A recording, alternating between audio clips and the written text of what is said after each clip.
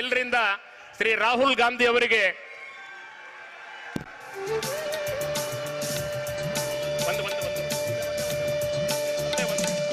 ಅದೇ ರೀತಿ ಎಐಸಿಸಿಯ ಪ್ರಧಾನ ಕಾರ್ಯದರ್ಶಿಗಳಾದ ಶ್ರೀ ಸುರ್ಜೇವಾಲಾ ಅವರಿಗೆ ಶ್ರೀ ಶಿವಾನಂದ್ ಪಾಟೀಲ್ ರವರು ಮಾಲಾರ್ಪಣೆಯನ್ನು ಮಾಡಲಿದ್ದಾರೆ. ದ್ರಾಕ್ಷಿಯ ಹಾರವನ್ನು ಹಾಕಿ ಅವರನ್ನ ಸ್ವಾಗತವನ್ನು ಕೋರಲಿದ್ದಾರೆ.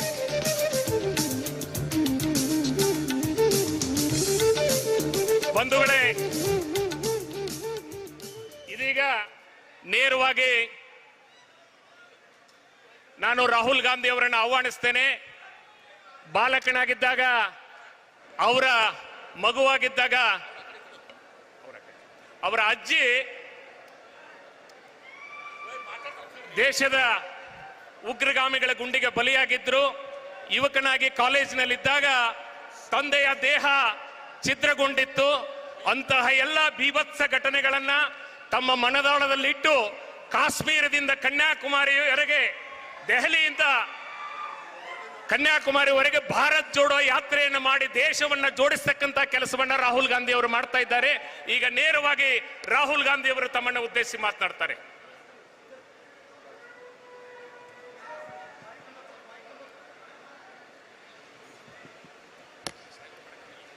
रणदीप सुरजेवाला जी, रणदीप सुरजेवाला ಅವರೇ,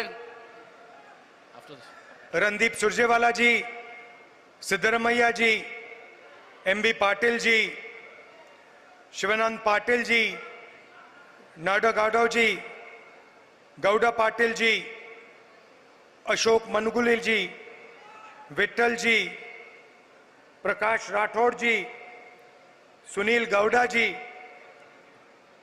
मल्लिकार्जुन लोनी जी, स्टेज पे कांग्रेस पार्टी के सीनियर नेता,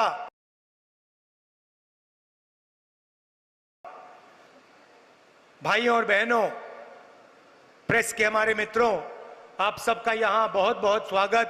गर्मी में आप आए, इतनी गर्मी में आप आए, इसके लिए आप सबको दिल से धन्यवाद करता हूं। ತಾವೆಲ್ಲರೂ ಕೂಡ ಇಂಥ ಜನತೆ, ಇಂಥ ಒಂದು ಉರಿ ಬಿಸಿಲಿನಲ್ಲಿ ತಾವೆಲ್ಲರೂ ಬಂದಿದ್ರಿ. ನಿಮ್ಮೆಲ್ಲರಿಗೂ ಕೂಡ ನಾನು ಹೃತ್ಪೂರ್ವಕವಾದಂಥ ಅಭಿನಂದನೆಗಳನ್ನ, ಧನ್ಯವಾದಗಳನ್ನು ಸಲ್ಲಿಸ್ತೇನೆ.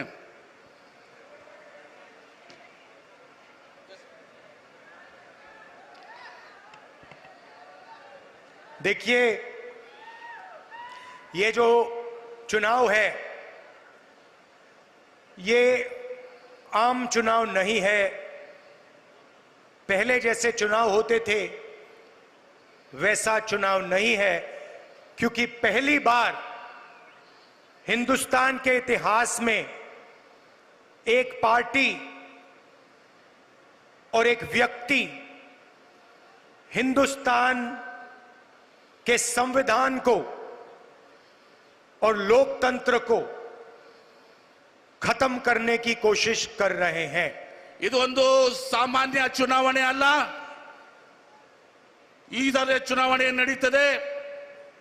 ಓರ್ವ ವ್ಯಕ್ತಿ ಈ ಭಾರತ ದೇಶದ ಪ್ರಜಾಪ್ರಭುತ್ವ ಸಂವಿಧಾನವನ್ನ ಧಿಕ್ಕರಿಸಿ ನಡೆಯುವಂತ ಒಂದು ಚುನಾವಣೆಯಲ್ಲಿ ಇದು ನಡೀತಾ ಇದೆ. संविधान से हिंदुस्तान के लोगों को अधिकार, उनकी आवाज और आरक्षण मिला है. ಸಂವಿಧಾನದಿಂದ ಭಾರತ ದೇಶದ ಜನರಿಗೆ ಅವರ ಹಕ್ಕುಗಳು ಮತ್ತು ಸ್ವಾತಂತ್ರ್ಯ ಸಿಕ್ಕಿದೆ. संविधान से पहले राजा महाराजा हिंदुस्तान पर राज करते थे.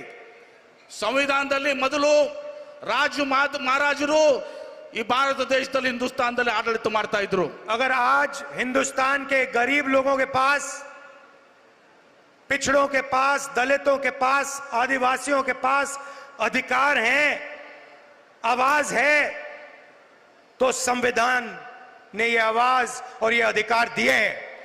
ಇವತ್ತು ಬಡ ಜನರ, ಹಿಂದುಳಿದವರ, ದಲಿತರ, ಅಲ್ಪಸಂಖ್ಯಾತರ, ಸಾಮಾನ್ಯ ಜನರ ಹತ್ರ ಸಹ ಧ್ವನಿಯಾಗಿ ಇವತ್ತೇನಾದ್ರೂ ಇದ್ರೆ, ಅಧಿಕಾರ ಇದ್ರೆ ಅದು ಸಂವಿಧಾನದ ವತಿಯಿಂದ ಇದೆ. तो एक तरफ नरेंद्र मोदी संविधान को खत्म करने की कोशिश कर रहे हैं. उनके एमपीज ने साफ कह दिया है कि अगर वो चुनाव जीतेंगे तो संविधान को बदल देंगे और रद्द कर देंगे। ಇವತ್ತು ನರೇಂದ್ರ ಮೋದಿ ಅವರು ಬಿಜೆಪಿ ಅವರು ಈ ಸಂವಿಧಾನವನ್ನ ನಾಶ ಮಾಡ್ಲಿಕ್ಕೆ ಹೊಂಟಿದ್ದಾರೆ. ಅವರು ತಮ್ಮ ಮಾತುಗಳಲ್ಲಿ ಹೇಳಿದ್ದಾರೆ, MP ಅವರು ಹೇಳಿದ್ದಾರೆ, ಇವತ್ತು ನಾವು ಅವ್ರ ಅಧಿಕಾರಕ್ಕೆ ಮತ್ತೆ ಬಂದ್ರೆ ಈ ಸಂವಿಧಾನವನ್ನ ನಾಶ ಮಾಡ್ತೀವಿ, ಬದಲಾವಣೆ ಮಾಡ್ತೀವಿ ಅಂತ ಹೇಳಿ. एक तरफ वो लोग और दूसरी तरफ कांग्रेस पार्टी और इंडिया अलायंस जो संविधान को, बसवना जी की विचारधारा को बचाने की कोशिश कर रहे हैं। ಒಂದ್ ಕಡೆ ಈ ಭಾರತೀಯ ಜನತಾ ಪಕ್ಷ, ಈ ಮೋದಿ ಅವರು, ಇನ್ನೊಂದ್ ಕಡೆ ನಮ್ಮ ಕಾಂಗ್ರೆಸ್ ಪಕ್ಷ ಇವತ್ತು ಈ ದೇಶದ ಸಂವಿಧಾನವನ್ನ ಇಂಡಿಯಾ ಅಲಯನ್ಸ್ ಜೊತೆಗೂಡಿ ಇವತ್ತು ರಕ್ಷಣೆ ಮಾಡಲಿಕ್ಕೆ ಹೊರಟಿದೆ. नरेंद्र मोदी जी ने पिछले 10 साल 20-25 लोगों को अरबपति बनाया है। हिंदुस्तान का पूरा धन उन्होंने उन व्यक्तियों को दिया। ನರೇಂದ್ರ ಮೋದಿ ಅವರು ಕಳೆದ 10 ವರ್ಷಗಳಲ್ಲಿ 20ರಿಂದ 25 ದೊಡ್ಡ ಶ್ರೀಮಂತರನ್ನ ಹುಟ್ಟಾಕಿದ್ದಾರೆ. ಭಾರತ ದೇಶದ ಸಂಪತ್ತಿ ಈ 20-25 ಜನರ ಕೈಯಲ್ಲಿದೆ. पूरा का पूरा फायदा नरेंद्र मोदी जी ने अदानी जैसे लोगों को दिया है। हिंदुस्तान के एयरपोर्ट, हिंदुस्तान के पोर्ट, हिंदुस्तान का इंफ्रास्ट्रक्चर, डिफेंस की इंडस्ट्री, सोलर पावर की इंडस्ट्री, विंड पावर की इंडस्ट्री, पूरा का पूरा नरेंद्र मोदी जी ने अदानी और अदानी जैसे लोगों को पकड़ा दिया है। ಇವತ್ತು ಅದಾನಿ ಅವರಿಗೆ ಈ ಭಾರತ ದೇಶದ ಎಲ್ಲ ಸಂಪತ್ತನ್ನು, ನಮ್ಮಲ್ಲಿರುವಂತಹ ದೊಡ್ಡ ದೊಡ್ಡ ಕಂಪನಿಗಳನ್ನ, ಇವತ್ತು ಅದು ಸೋಲಾರ್ ಎನರ್ಜಿ ಇರಬಹುದು, ಇವತ್ತು ನಮ್ಮ ವಿಮಾನ ನಿಲ್ದಾಣಗಳಿರ್ಬಹುದು, ಇವತ್ತು ಪೋರ್ಟ್ಗಳಿರ್ಬಹುದು, ಇವೆಲ್ಲವನ್ನು ಕೂಡ ಅದಾನಿ ಅವರಿಗೆ ಕೊಟ್ಟಿದ್ದಾರೆ. और गरीबों को कुछ नहीं मिला।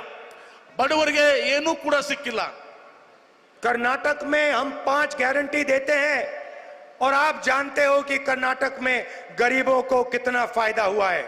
ಕರ್ನಾಟಕ ರಾಜ್ಯದಲ್ಲಿ ನಾವು 5 ಗ್ಯಾರಂಟಿಗಳನ್ನ ಏನು ಕೊಟ್ಟಿದ್ದೀವಿ, ಅದರಿಂದ ಬಡವರಿಗೆ ಎಷ್ಟು ಅನುಕೂಲ ಆಗಿದೆ ಅನ್ನೋದು ತಾವು ಹೇಳಬೇಕು. ये देखो, ये जो आपने अभी ताली बजाई, ये प्रेस वाले कभी नहीं दिखाएंगे, क्योंकि ये प्रेस वाले गरीबों के नहीं हैं। ಇವತ್ತು ಜನ ಏನನ್ನು ಹರ್ಷೋದ್ಗಾರ ಮಾಡಿದ್ರಿ, ಚಪ್ಪಾಳೆ ಹೊಡೆದ್ರಿ, ಇದು ನಮ್ಮ ಕಾಂಗ್ರೆಸ್ ಪಕ್ಷಕ್ಕೆ, ನಮ್ಮ ನೀತಿಗೆ ಗ್ಯಾರಂಟಿ ಪರವಾಗಿದ್ದೀರಿ. ಇದನ್ನ ಪ್ರೆಸ್ನವರು ಕೂಡ ಅರ್ಥ ಮಾಡ್ಕೋಬೇಕು. ಈ ಪ್ರೆಸ್ನವರು ಇವತ್ತಿನ್ನೂ ಕೂಡ ಇವತ್ತು ನಮ್ಮ ಜೊತೆಗಿಲ್ಲ. ಇವರು गृह लक्ष्मी, गृह ज्योति, अन्नभाग्य, युवा निधि, शक्ति, ये 5 गारंटी हमने आपको दी, कर्नाटक के गरीब लोगों को दी। ಗೃಹ ಜ್ಯೋತಿ, ಗೃಹ ಲಕ್ಷ್ಮಿ, ಅನ್ನಭಾಗ್ಯ, ಶಕ್ತಿ ಮತ್ತು ಯುವ ನಿಧಿ, ಈ 5 ಗ್ಯಾರಂಟಿಗಳನ್ನ, ಯೋಜನೆಗಳನ್ನ ಕರ್ನಾಟಕ ರಾಜ್ಯದ ಜನತೆಗೆ ನಾವು ಕಾಂಗ್ರೆಸ್ ಸರ್ಕಾರ ಕೊಟ್ಟಿದ್ದೀವಿ. तो आप देखिए, वो अरबपति बनाते हैं, 25 अरबपति बनाए उन्होंने। ಅವರು ಕೋಟ್ಯಾಧೀಶರನ್ನ ಮಾಡ್ತಾರೆ, ಸೃಷ್ಟಿ ಮಾಡ್ತಾರೆ. 25 ಕೋಟ್ಯಾಧೀಶರನ್ನ ಅವರು ಹುಟ್ಟಾಕಿದ್ದಾರೆ. मैं आपको इस स्टेट से बता रहा हूं कि हमारी सरकार करोड़ों लाखपति बनाने जा रही है। ನಾನು ಈ ಒಂದು ಸಭೆಯನ್ನ ಇವತ್ತನ್ನು ಸಹ ಹೇಳ್ತೇನೆ, ನಮ್ಮ ಸರ್ಕಾರ, ನಮ್ಮ ಪಕ್ಷ ಇವತ್ತನ್ನು ಸಹ ಈ ಕರೋಡಿಪತಿಗಳನ್ನ ಹುಟ್ಟಾಕುವಂತದ್ದಲ್ಲ, ಆ ಕೆಲಸವನ್ನು ಮಾಡ್ತಾ ಇಲ್ಲ.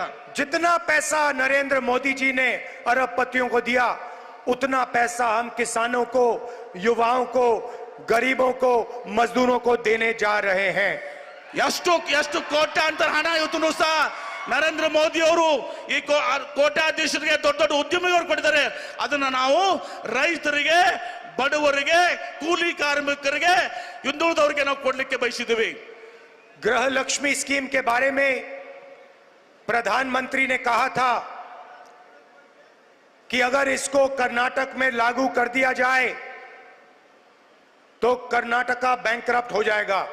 ಗೃಹಲಕ್ಷ್ಮಿ ಯೋಜನೆಯನ್ನ ನಾವು ಪ್ರಾರಂಭ ಮಾಡಿದಾಗ ನರೇಂದ್ರ ಮೋದಿ ಅವರು ಹೇಳಿದ್ರು, ಈ ಗೃಹಲಕ್ಷ್ಮಿ ಯೋಜನೆಯಿಂದ ಕರ್ನಾಟಕ ರಾಜ್ಯ ದಿವಾಳಿ ಆಗ್ತದೆ ಅಂತೇಳಿ. कोई बैंकरप्ट नहीं हुआ, ಯಾವುದು ಕೂಡ ಕರ್ನಾಟಕ ರಾಜ್ಯ ದಿವಾಳಿ ಆಗಿಲ್ಲ. अब नरेंद्र मोदी जी आप सुनिए, ನರೇಂದ್ರ ಮೋದಿ ಅವರ ನೀವು ತಿಳ್ಕೊಳ್ಳಿ, ಕೇಳ್ಕೊಳ್ಳಿ. आज कर्नाटक की महिलाओं को 2000 रुपए प्रति महीना 24,000 रुपए मिलता है। ಇವತ್ತು ನರೇಂದ್ರ ಮೋದಿ ಅವರು ನೀವು ತಿಳ್ಕೊಳ್ಳಿ, ಕರ್ನಾಟಕ ರಾಜ್ಯದ ಮಹಿಳೆಯರಿಗೆ ಪ್ರತಿ ತಿಂಗಳು 2,000ದಂತೆ ವರ್ಷಕ್ಕೆ 24,000 ರೂಪಾಯಿ ಸಿಗ್ತದೆ। 1 करोड़ महिलाओं को कर्नाटक में 24,000 रुपए साल का मिलता है। 1 ಕೋಟಿ ಮಹಿಳೆಯರಿಗೆ ಕರ್ನಾಟಕ ರಾಜ್ಯದಲ್ಲಿ ವರ್ಷಕ್ಕೆ 24,000 ರೂಪಾಯಿ ಸಿಗ್ತದೆ। महिलाओं को हम क्यों देते हैं? क्योंकि महिलाएं देश के भविष्य की रक्षा करती हैं। ನಾವು ಮಹಿಳೆಯರಿಗೆ ಯಾಕೆ ಈ ಹಣವನ್ನ ಕೊಡ್ತಾ ಇದೀವಿ? ಯಾಕಂದ್ರೆ ಮಹಿಳೆಯರು ಈ ದೇಶದ ರಕ್ಷಣೆಯನ್ನು ಮಾಡ್ತಾ ಇದ್ದಾರೆ, ಕುಟುಂಬದ ರಕ್ಷಣೆಯನ್ನು ಮಾಡ್ತಾ ಇದ್ದಾರೆ। और 21वीं सदी में शायद पुरुषों को अच्छा ना लगे, अगर पुरुष 8 घंटा काम करते हैं तो महिलाएं 16 घंटा काम करती हैं।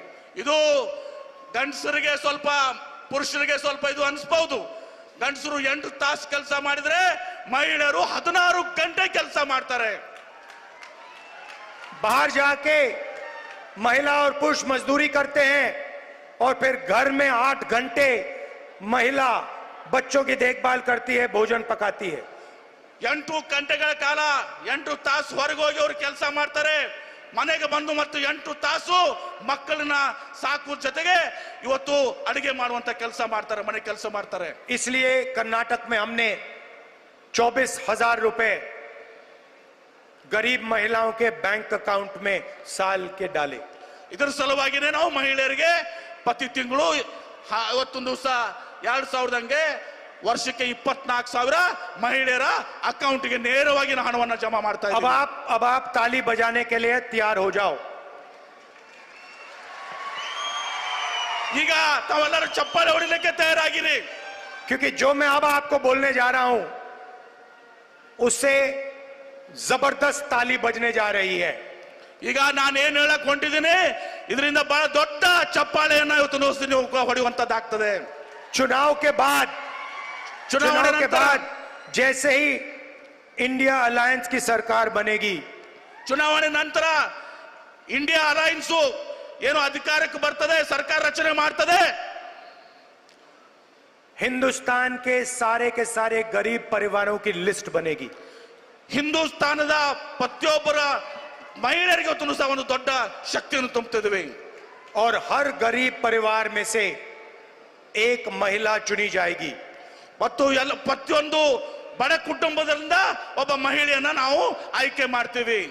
और उस महिला के बैंक अकाउंट में हिंदुस्तान की सरकार हर साल 1 लाख रुपया डालने जा रही है। ಈ ಒಂದು ಮಹಿಳೆ, ಬಡ ಮಹಿಳೆ ಏನಿರ್ತ ನಾವು ಆಯ್ಕೆ ಮಾಡಿರ್ತೀವಿ, ಅವರ ಒಂದು ಖಾತೆಯಲ್ಲಿ 1 ಲಕ್ಷ ರೂಪಾಯಿಗಳನ್ನ ಇವತ್ತು ಸಹ ಜಮಾ ಮಾಡ್ತೀವಿ। अगर कर्नाटक की सरकार महिलाओं को 24,000 दे सकती है तो हिंदुस्तान की सरकार महिलाओं को 1 लाख रुपए दे सकती है। ಇವತ್ತು ಕರ್ನಾಟಕ ಸರ್ಕಾರ ಮಹಿಳೆಯರಿಗೆ ವರ್ಷಕ್ಕೆ 24,000 ಕೊಟ್ರೆ ಕೇಂದ್ರ ಸರ್ಕಾರ ವರ್ಷಕ್ಕೆ 1 ಲಕ್ಷ ರೂಪಾಯಿ ಕೊಡುವಂತ ಶಕ್ತಿ ಹೊಂದಿರುತ್ತದೆ।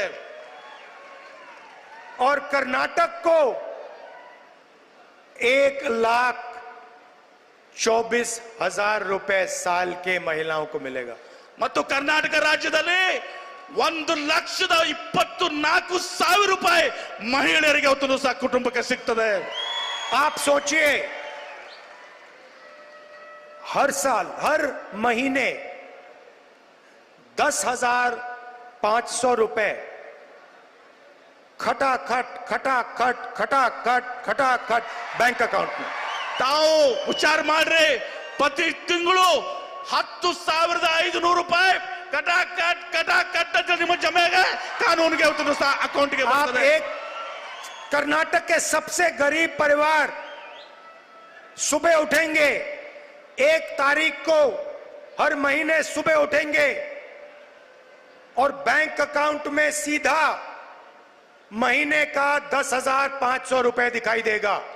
ಬಡ ಕುಟುಂಬದವರು ಮಹಿಳೆ ಪ್ರತಿ ತಿಂಗಳು 1ನೇ ತಾರೀಕಿಗೆ ತಮ್ಮ ಬೆಳಗ್ಗೆ ಎದ್ದ ಮೇಲೆ ತಮ್ಮ ಅಕೌಂಟ್ ಅನ್ನು ತೆಗೆದ್ರೆ 10,500 ರೂಪಾಯಿ ಅಕೌಂಟ್ ನಲ್ಲಿ ಇರ್ತದೆ। और जब तक वो परिवार गरीबी से नहीं निकलेगा तब तक हर महीने खटाखट 8,500 रुपए।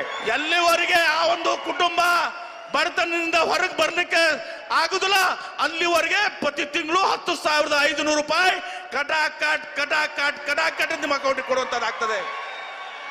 अब कर्नाटक में हम युवा निधि स्कीम देते हैं।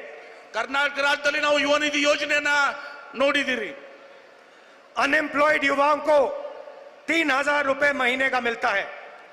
ನಿರುದ್ಯೋಗಿ ಯುವಕರಿಗೆ ಪ್ರತಿ ತಿಂಗಳು 3,000 ರೂಪಾಯಿ ಹಣ ಸಿಗ್ತದೆ। नरेंद्र मोदी जी ने अरबपतियों को धन देकर रोजगार खत्म कर दिया है। ನರೇಂದ್ರ ಮೋದಿ ಅವರು ಇವತ್ತು ಕೋಟ್ಯಾಧೀಶರಿಗೆ ಇದು ಮಾಡಿ ಇವತ್ತು ಬಡವರಿಗೆ ಇವತ್ತು ಸಹ ಕೂಲಿಯನ್ನ ಕಡಿಮೆ ಮಾಡಿದ್ದಾರೆ। देश में हर सड़क पे हर कस्बे में युवा घूमते हैं, हाथ जोड़ के रोजगार मांगते हैं। ಇವತ್ತು ದೇಶದ ಕೋಣೆ ಕೋಣೆಯಲ್ಲಿ ಯುವಕರು ನಿರುದ್ಯೋಗಿಗಳು ಅಡ್ಡಾಡ್ತಾರೆ, ಉದ್ಯೋಗವನ್ನ ಕೇಳ್ತಾ ಇದ್ದಾರೆ। कुछ नहीं मिलता। ಏನು ಸಿಕ್ಕಿಲ್ಲ ಅವ್ರಿಗೆ। अमीर घर के लोग अपने बच्चों को अप्रेंटिसशिप कराते हैं, 1 साल की नौकरी दिलवाते हैं, टेम्पररी नौकरी दिलवाते हैं, उनकी ट्रेनिंग होती है। ಶ್ರೀಮಂತ ಕುಟುಂಬದವರು ತಮ್ಮ ಮಕ್ಕಳಿಗೆ 1 ವರ್ಷದವರೆಗೆ 6 ತಿಂಗಳಿಗೆ ಅಪ್ರೆಂಟಿಸ್ ಪ್ರೋಗ್ರಾಮ್ ಕೊಡ್ತಾರೆ, ತದನಂತರ ಅವರಿಗೆ ನೌಕರಿಗಳು ಸಿಗ್ತವೆ। मगर ये सुविधा हिंदुस्तान के बेरोजगार युवाओं को नहीं मिलती। ಈ ಒಂದು ಸೌಲಭ್ಯ ಇವತ್ತು ಸಹ ಭಾರತ ದೇಶದ ಹಿಂದೂಸ್ತಾನದ ಇವತ್ತು ಬಡ ಕುಟುಂಬದ ಯುವಕರಿಗೆ ಇವತ್ತು ಸಿಕ್ಕತ್ತಲ್ಲ। इंडिया गठबंधन की सरकार दुनिया में पहली सरकार होगी जो अप्रेंटिसशिप का अधिकार हिंदुस्तान के हर बेरोजगार ग्रेजुएट को देने जा रही है। ಇಂಡಿಯಾ ಇವತ್ತು ಸಹ ಅಲಯನ್ಸ್ ಏನಿದೆ, ಗಠಬಂಧನ ಏನಿದೆ, ಇದು ಪ್ರಥಮ ಒಂದು ಅಲಯನ್ಸ್ ಇವತ್ತು ಸಹ ಪ್ರತಿಯೊಬ್ಬ ಯುವಕನಿಗೆ, ಬಡ ಯುವಕನಿಗೆ ಅಪ್ರೆಂಟಿಸ್ಶಿಪ್ ಕೊಟ್ಟು ಅವರಿಗೆ ಉದ್ಯೋಗಕ್ಕೆ ತಯಾರಾಗುವ ರೀತಿ ಮಾಡ್ತೇವೆ। करोड़ों युवाओं की पहली नौकरी पक्की होने जा रही है। ಯಾವಾಗ ಅವರ ಪ್ರಥಮ ನೌಕರಿ ಇವತ್ತು ಉದ್ಯೋಗ ಸಿಗಲಿಕ್ಕೆ ತಯಾರಾಗ್ತದೆ। प्राइवेट सेक्टर में, पब्लिक सेक्टर में, सरकारी ऑफिसेज में, सरकारी अस्पतालों में हिंदुस्तान की सरकार युवाओं को अप्रेंटिसशिप देगी।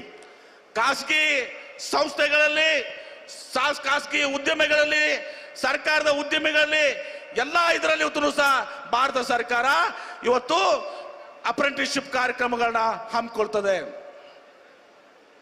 Graduate, diploma holders, college graduate, university graduate को अधिकार होगा सरकार से 1 साल की नौकरी मांगने का।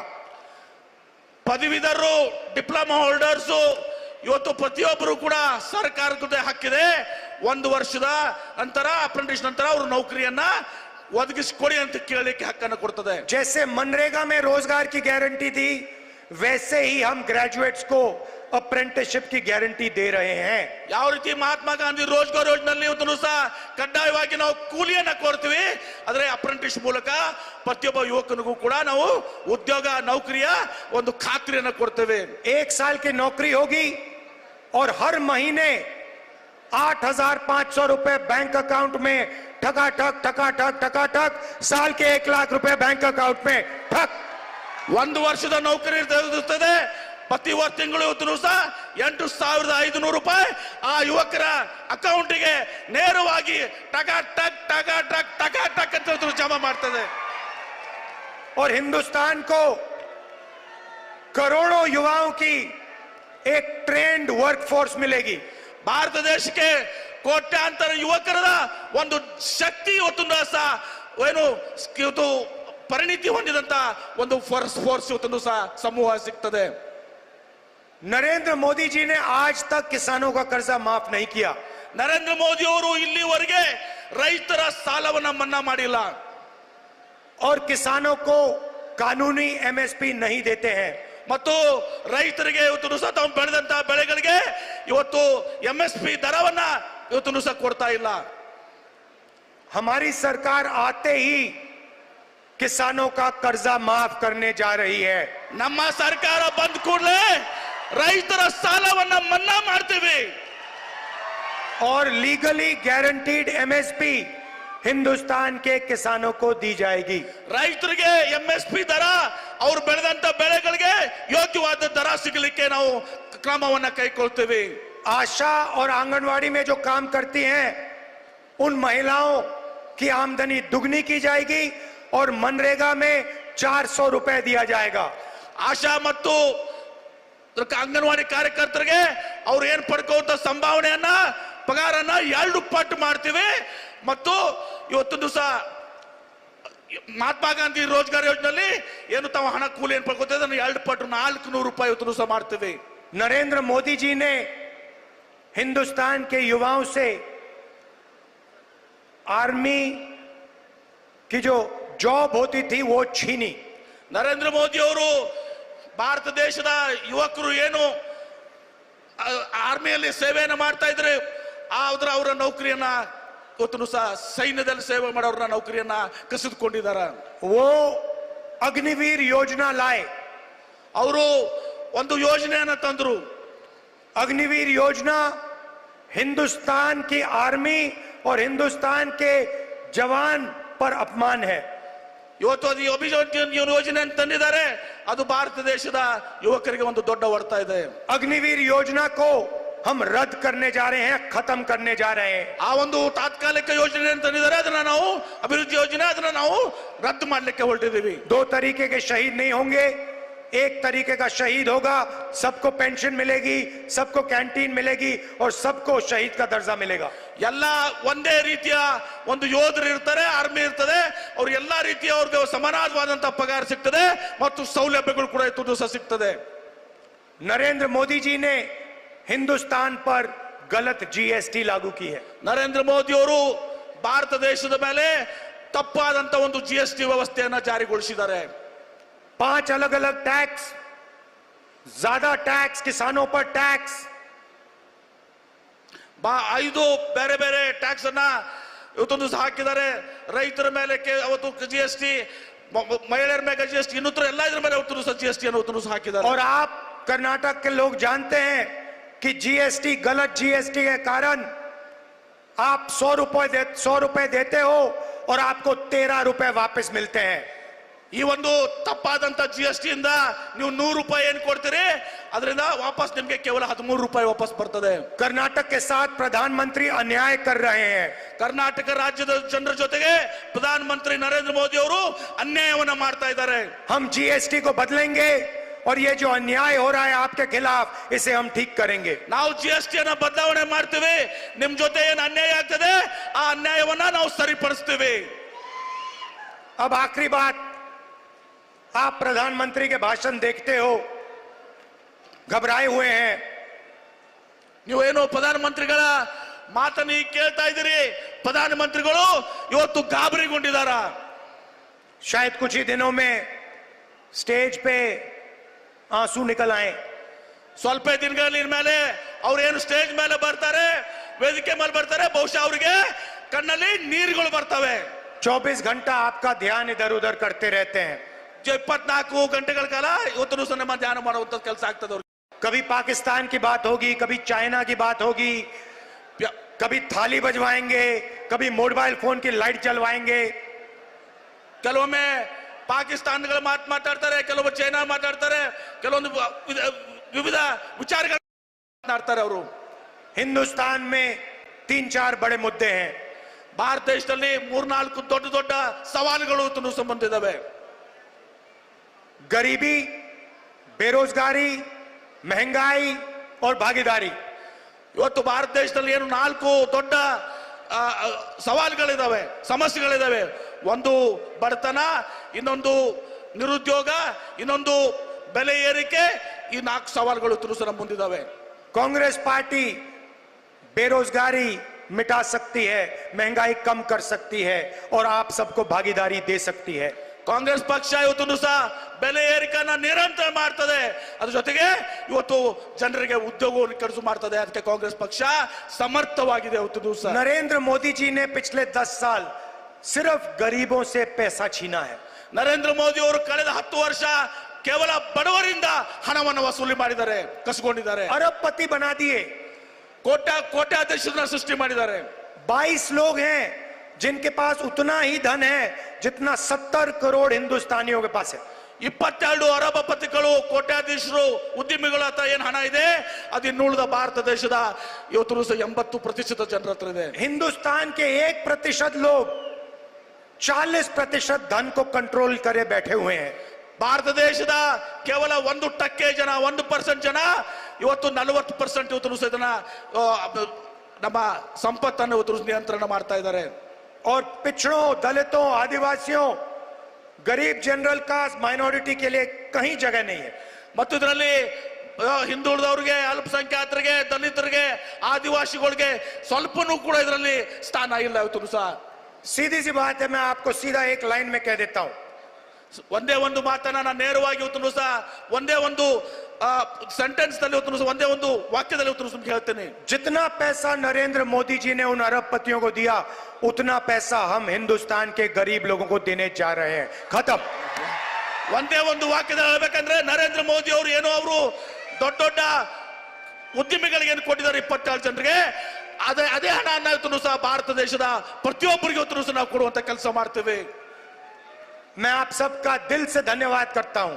ನಾನು ಒಬ್ಬನ ಹೃದಯದ ಅಂತರಗಳಿಂದ ತಮಗೆ ಧನ್ಯವಾದಗಳನ್ನ ಸಲ್ಲಿಸಲಿಕ್ಕೆ ಬಯಸ್ತೇನೆ. और खास तौर से हमारे जो कांग्रेस पार्टी के कार्यकर्ता हैं, ವಿಶೇಷವಾಗಿ ನಮ್ಮ ಕಾಂಗ್ರೆಸ್ ಪಕ್ಷದ ಕಾರ್ಯಕರ್ತರು ಏನಿದ್ದೀರಿ, जो बब्बर शेर हैं, जो बब्बर शेर हैं, ನೀವೇನು ಹುಲಿ ಸಿಂಹಗಳಿದ್ದೀರಿ.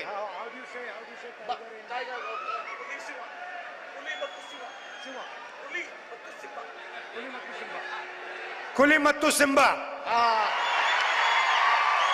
जो हमारे बब्बर शेर घूम रहे हैं, जो विचारधारा के लिए लड़ते हैं, गरीबों के लिए लड़ते हैं, किसानों के लिए लड़ते हैं, आपको मैं दिल से धन्यवाद और ढेर सारा प्यार देता हूं. नमस्कार, जय हिंद. ನಮ್ಮ ಕಾಂಗ್ರೆಸ್ ಪಕ್ಷದ ಕಾರ್ಯಕರ್ತವೇನಿದ್ರಿ, ಹುಲಿಗಳು ಮತ್ತು ಸಿಂಹಗಳು, ನೀವು ಬಡವರ ಪರವಾಗಿ, ಜನರ ಪರವಾಗಿ ಇವತ್ತು ಸಹ ಏನು ಹೋರಾಟ ಮಾಡ್ತೀರಿ, ನಿಮಗೆ ಹೃದಯಪೂರ್ವಕವಾದಂತ ಅಭಿನಂದನೆಗಳನ್ನು ಸಲ್ಲಿಸ್ತೇನೆ.